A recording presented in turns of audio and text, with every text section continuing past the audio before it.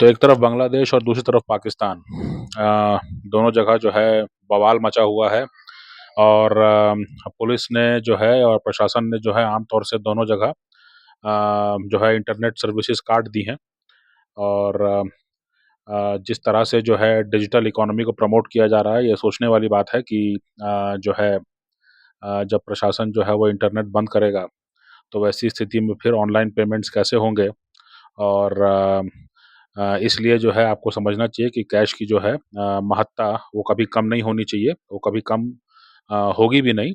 मैंने पिछले दिनों एक रिपोर्ट आपके साथ साझा की थी जिसमें बताया गया था कि कैश का जो मूवमेंट है भारत की अर्थव्यवस्था में, वो अभी भी जो है 2016 के नोटबंदी के बाद जो है वो बढ़ा ही है ना, कम नहीं हुआ है।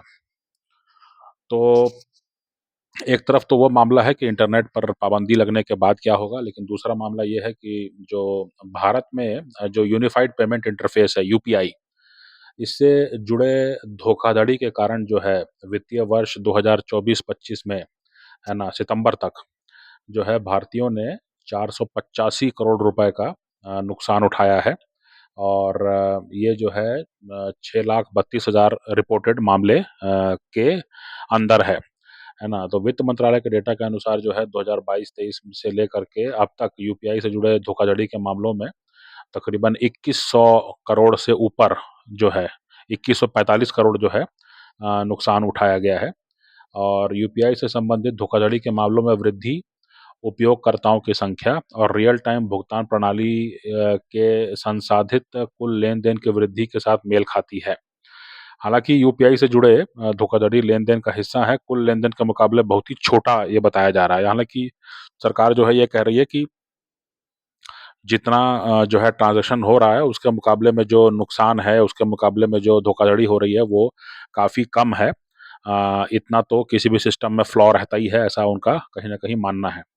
तो वर्तमान वित्तीय वर्ष FY 25 में सितंबर तक यूपीआई ने 85.6 बिलियन लेन-देन किए हैं, जिनका कुल मूल्य जो है वो 122 ट्रिलियन रुपए है।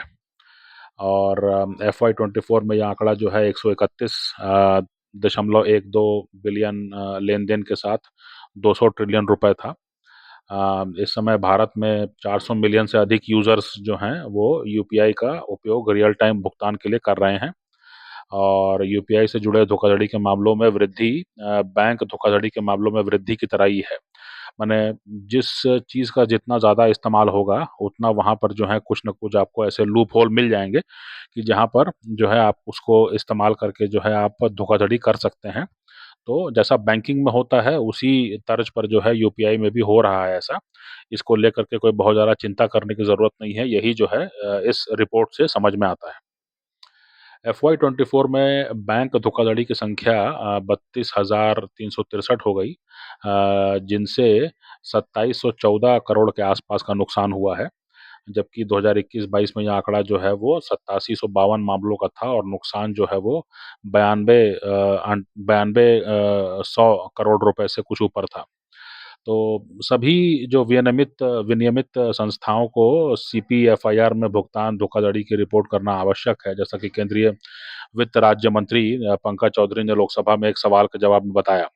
साइबर धोखाधड़ी के पीड़ित हों, चाहे जिसमें यूपीआई संबंधित वित्तीय धोखाधड़ी भी शामिल है ना? उसमें राष्ट्रीय साइबर अपराध रिपोर्टिंग पोर्टल पर और साइबर अपराध हेल्पलाइन नंबर 1930 की रिपोर्ट पर रिपोर्ट आप कर सकते हैं, है ना? तो ये कुछ महत्वपूर्ण जानकारी है, यूपीआई का जो है लेन-देन बढ़ते जा रहा है। और इसमें जो है प्रतिशत कितना है और इसमें ये भी रिपोर्ट में साझा होना चाहिए था। इसको मैं ज़रूर मैं पता करने की कोशिश करूँगा कि यूपीआई में आम तौर से जो है धोखाधड़ी किस प्रकार से की जा रही है ना? किन मुद्दों को जो है पहचाना गया है अभी तक। तो उस पर भी एक रिपोर्ट मैं ढूँढ करके आपके सामने पेश करने की कोशिश करूँगा।